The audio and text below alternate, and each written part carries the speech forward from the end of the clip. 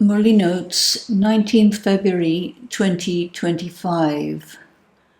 The many ways to die. Death means to be completely free from all impacts of past experiences, to forget. Raj Yoga is called death while alive, living death, ego death. Ultimately, the preoccupation is to attain change of sanskaras.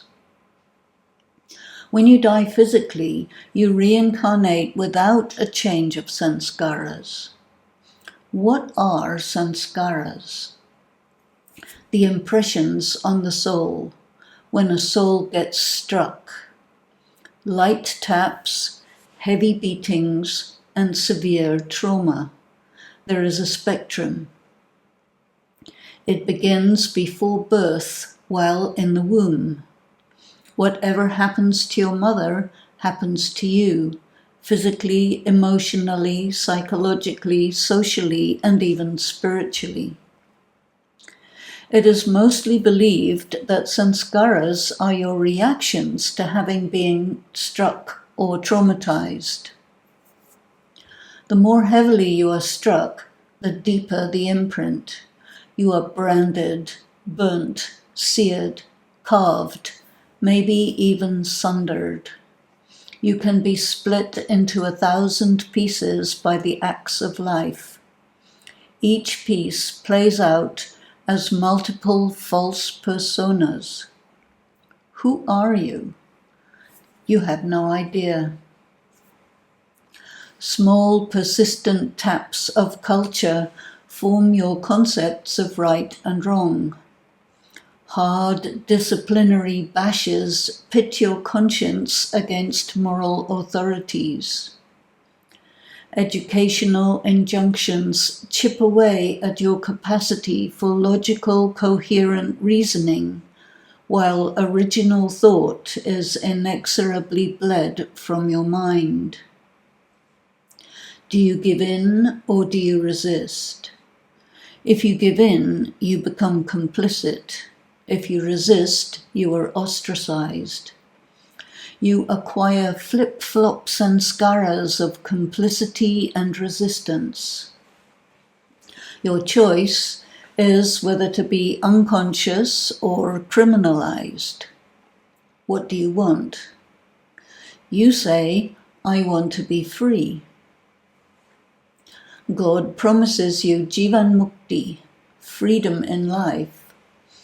As you strive for your liberty, strings of deception, illusions, capture your soul and bind you in a replication of your bondages. The identified sanskaras that you seek to change become set in stone, and you lose your power to discern the difference. Toxic cultural norms build walls around your I, and I become them. The question arises how to die without carrying all this into the far distant future. Each second that passes must be shaved of past imprints. Heart, conscience, accurate logical moral reasoning. independence of projection from the perceived world of people, places and things, ideas, norms and culture. Know God to such an extent that all preoccupations arising from religious and cultural tenets are banished. For this, you must welcome your solitude. Although it will take you to the world of mental anguish, by unanchoring yourself from the ravages of your subconscious, you must continue the inner journey that leads to your uncluttered originality. Your authentic creativity longs to escape from all constraints of the impacts of those taps, heavy blows, and traumas. Your creativity cannot permit itself to be a mere reaction to ordinary hell.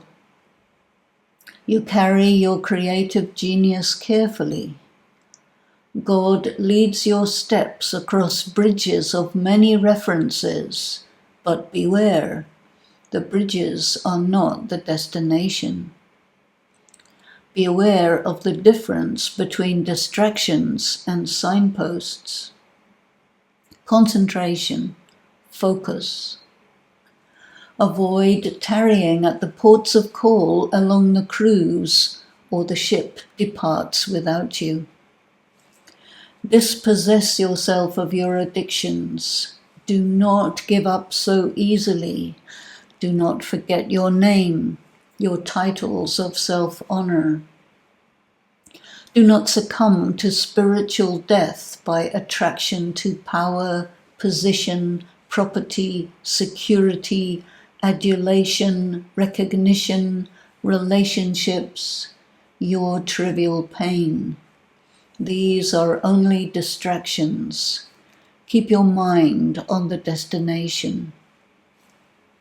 Determine not to die until you have become completely free, alone, sitting on the pyramid top, ready to lift off when the signal comes.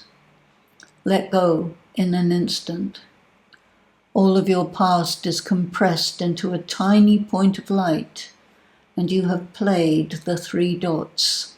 Soul, Supreme Soul, and Drama merge into a single star of light.